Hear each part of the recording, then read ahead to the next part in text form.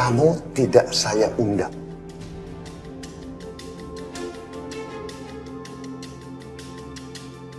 Mana Naila?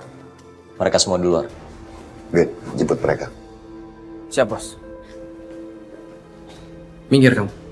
Siapapun yang keluar dari ruangan ini akan kehilangan nyawanya.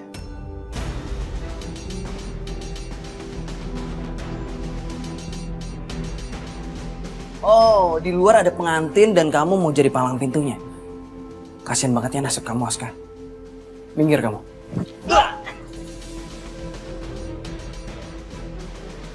Tahan.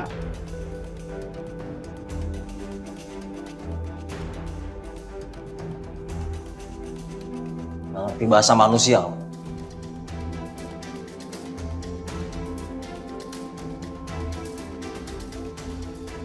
Saya tidak mau ada keributan di tempat ini.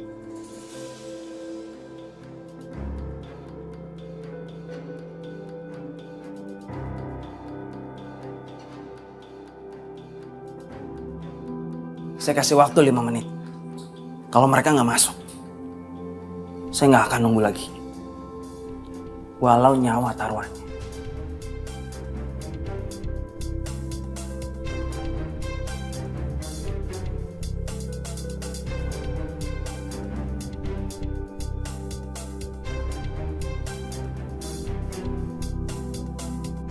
Naila, muka gue di sini. Kenapa lu nggak mau ngeliat gue?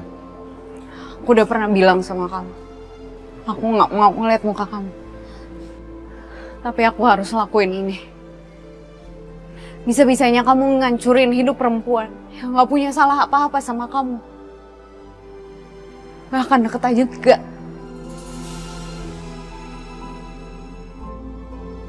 Gue udah bilang dari kemarin. Biarkan gue jelasin. Jelasin apa? Mau minta maaf? Nggak ada yang perlu dijelasin. Dan nggak akan ngebalikin semuanya. Di sini, aku yang paling kecewa. Aku pikir, kamu nggak sejahat itu. Tapi ternyata kamu lebih jahat dari mereka. Kamu nggak punya hati nurani. Jangan sentuh aku. Naila, biar gue jelasin. Dengerin baik-baik. Lo harusnya inget dan sadar. Pagi waktu lo bangun, kondisi pakaian lo masih utuh. Kalau memang gue apa-apain lo malam itu, gak akan kayak gitu keadaannya, Naila.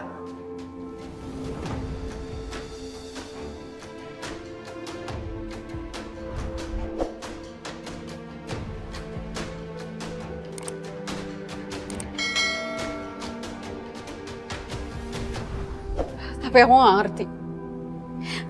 Kenapa kita bisa satu kamar, satu tempat tidur, dan kamu gak pakai baju? Naila, waktu itu gue pusing, gue gak sadar, dan gue yakin gue dijebak. Dan gue yakin gue gak apa-apain lu, Naila. Nyentuh lu pun juga gue enggak. Gue yakin itu.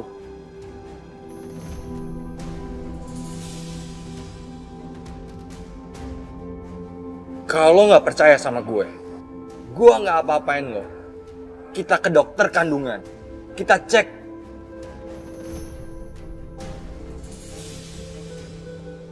Kamu yakin dengan ucapan kamu?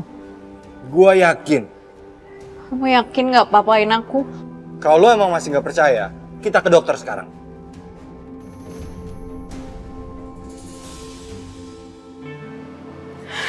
Oke. Aku percaya. Sekarang aku bisa lega sekarang. Gue juga lega sekarang. Sekarang kita kasih tahu semuanya kalau nggak akan ada pernikahan. Terlambat, Devin.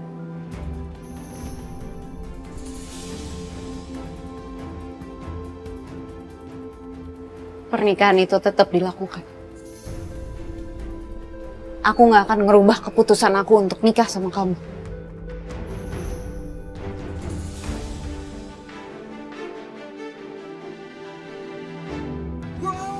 Udah lebih dari 5 menit. Toleransi waktu dari saya udah lebih dari cukup. Sekarang kamu minggir. Minggir!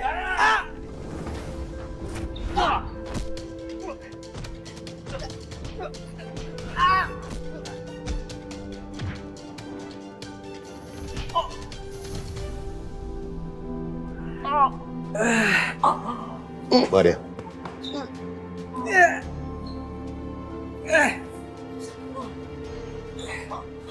Saya masih butuh kamu. Jadi saya tidak mau kamu mati.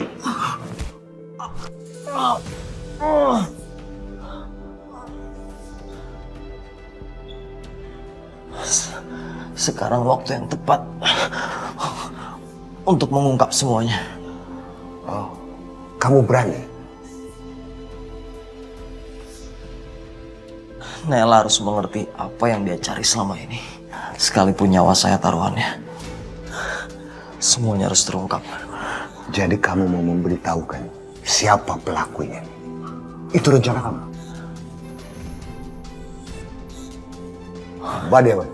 Siap, Bos.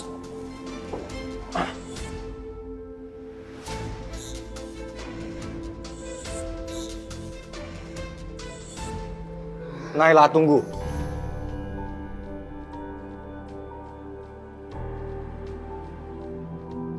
Lo udah tahu kalau nggak terjadi apa-apa di antara kita. Tapi kenapa lo tetap mau ngotot nikah sama gue? Lo masih waras kan? Kamu nggak mau selesain kasus kematian papa kamu?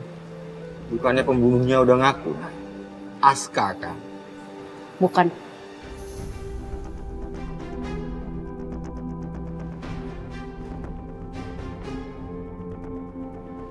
Tapi orang yang berkepentingan dengan pernikahan kita, dialah orang yang harus bertanggung jawab atas kematian orang tua kita. Om Hendra. Ini bukan kasus main-main, Devan. Orang tua kita meninggal dalam kecelakaan yang aku yakin disengaja.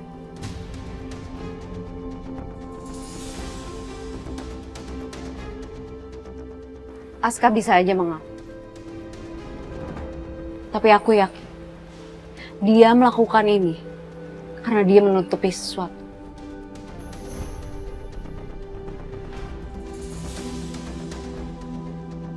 Intinya Aska udah ngaku, Nay. Dan itu bisa dibuktikan di persidangan. Kita mau apa lagi? Karena aku nggak mau seumur hidup aku dihantui rasa bersalah karena udah memenjarakan orang yang nggak salah. Dan ini pernikahan kita adalah satu-satunya cara untuk mengungkap semuanya. Lo bener-bener gak waras, Nay. Lo terbawa perasaan ke Aska. Perempuan itu punya intuisi, beda sama laki-laki. Dan intuisi aku bilang, kalau ada sesuatu yang disembunyikan, yang kita nggak tahu apa yang sebenarnya. Devan, ayo kita teruskan pernikahan kita.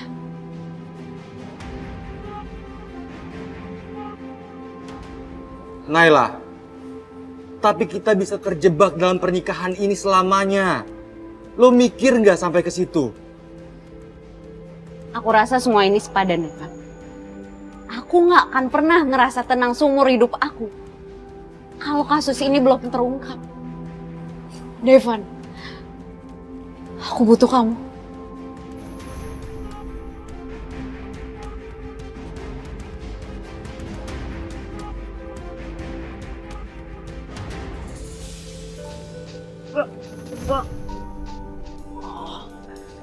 Kena pukul di ulu hati itu pasti rasanya sedap banget ya. Sakit banget kan? Pasti rasanya tuh kayak mau pecah gitu. Udahlah, mending kamu ngaku aja kalau kamu memang pelakunya dan kamu nggak perlu lagi cari kambing hitam. Karena kamu itu memang ditakdirkan untuk jadi sampah yang menderita.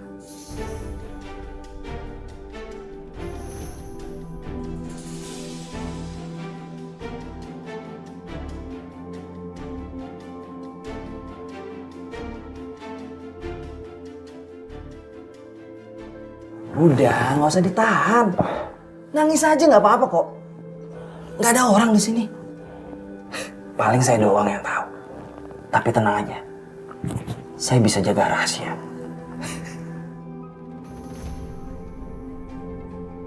Perempuan yang kamu cintain lagi mau dinikahin sama Devan. Tapi pasti dia akan menderita banget sih. Gimana enggak coba? Dia harus nikah sama orang yang gak dicintain. Rasanya tuh pasti sakit ya. Perih.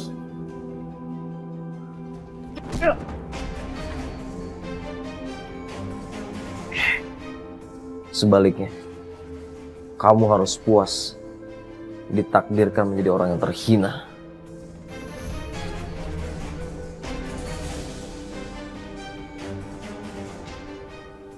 Kamu yang terhina. Kita lihat aja belakangan. Siapa yang akan tertawa di akhir?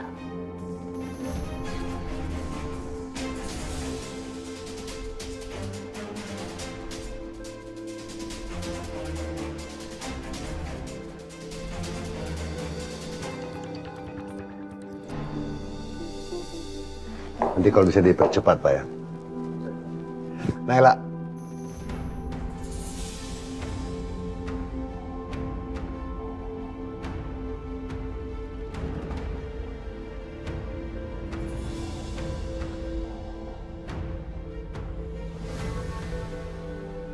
Ngapain kalian kemari? Kalian tidak diundang. Kenapa kita nggak diundang? Kita kan keluarganya Devan, saya mamanya. Jadi saya rasa saya punya hak untuk datang ke pernikahan anak saya. Dengar ya Mas, cara kamu ini nggak akan mempan. Karena saya yakin Devan dan Naila nggak berbuat apa-apa.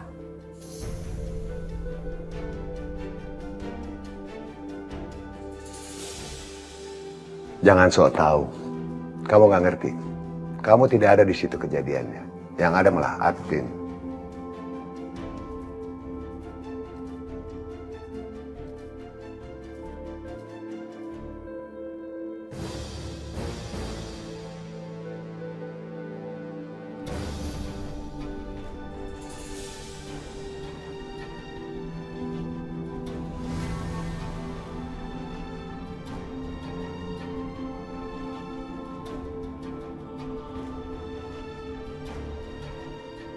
Devan, Devan, kamu jangan mau segampang itu nurutin Om Hendra. Ngajakin Naila menikah. Ini semua jebakan. Kamu gak bisa main percaya aja kayak gini.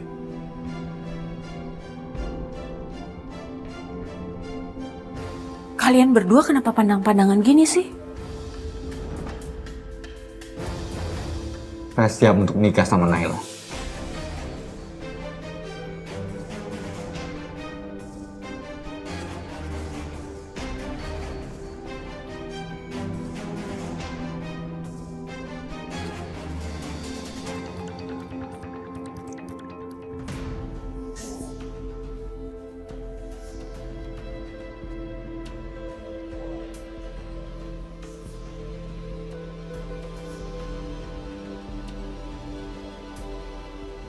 Apa aku sudah terlambat?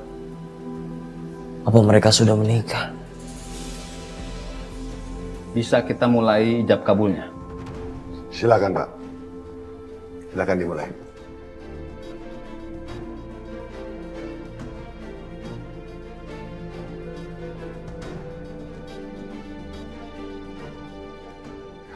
Tapi sebentar. Ben.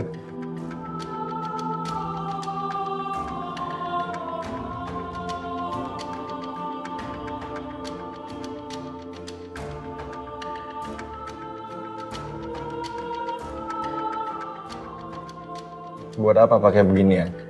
Kamu kan akan menikah. Kamu harus bertampil beda dari biasanya. Ini sakral. Coba tolong kamu ikuti dulu.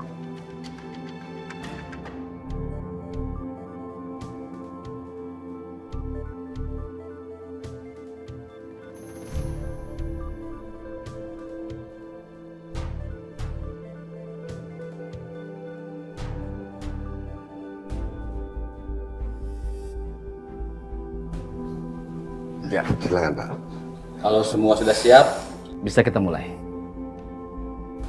Ini kesempatan terakhir kamu untuk merebut Naila dari Devan.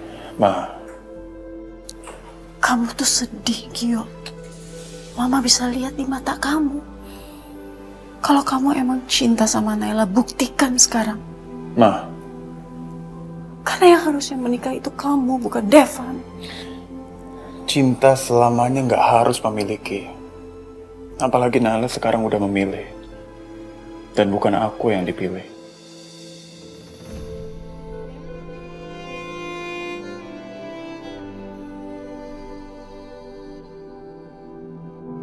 Memang rasanya sakit. Tapi aku harus terima ini.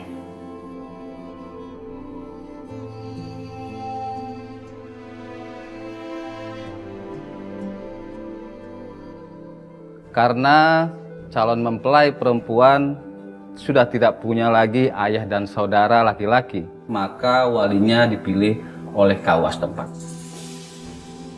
Saudara Devan, tolong ikuti dan ulangi kata saya.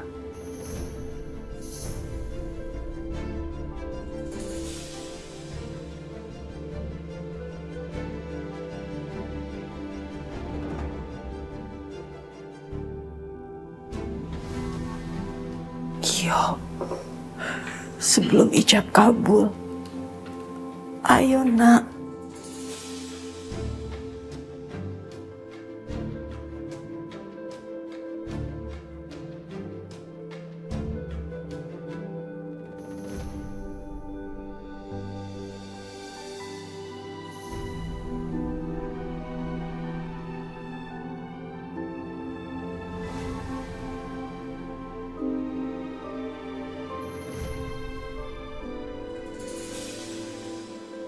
Saya nikahkan Anda dan Devan dengan saudara.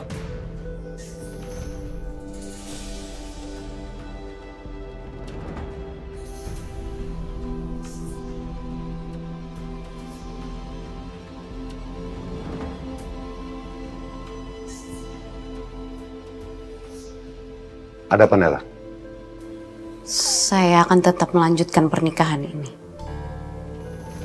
Tapi dengan 2 syarat.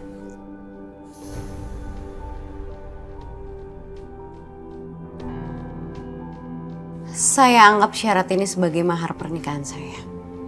Ya sudah, katakan. Sebagai calon mempelai wanita, saya ingin pernikahan saya dilaksanakan dengan sakral.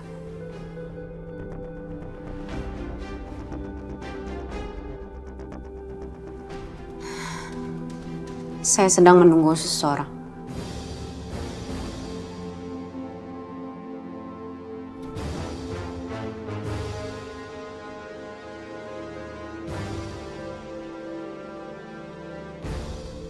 Kamu jangan main-main sama saya.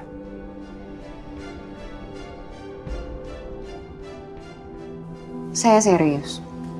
Dan orang itu sedang dalam perjalanan menuju ke sini.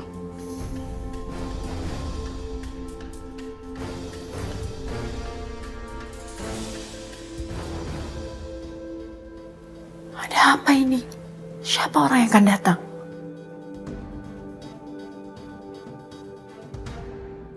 Saya juga minta kamar. Karena nggak mungkin kan, saya melaksanakan pernikahan saya dengan penampilan seperti ini. Nela, kamu jangan macam-macam ya. Maaf Pak, sebaiknya permintaan dari mempelai wanita dipenuhi. Karena bila tidak ada mahar, ijab kabul tidak akan dapat dilaksanakan.